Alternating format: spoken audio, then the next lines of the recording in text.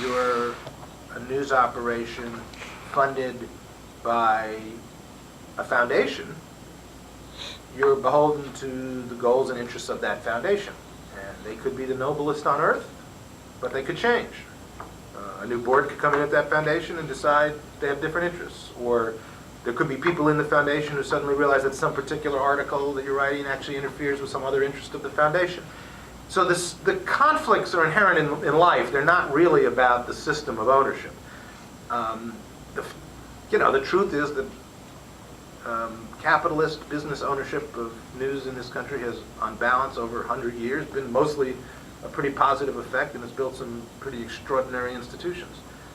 It's going through a pretty rough patch right now. Not a good time because the business is changing so radically. You look around in other countries, many countries, the television in the countries is government owned. Well, I don't, or heavily government subsidized. I don't think anybody thinks the British Broadcasting Corporation is not a great journalistic institution, but it's basically paid for by the government through taxes on your television set.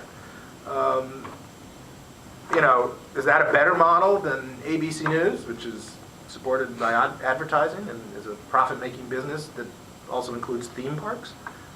Yeah. I don't think there are right and wrong answers here. I think there's simply a set of choices and a set of people. And most American journalism has been supported by the business model of profit-making companies. And most of those companies have been pretty committed to the ideas of the value of journalism. Some have been better at it than others. Some have been more committed than others. And some have bent the rules more than others. But, on balance, it's been a pretty success.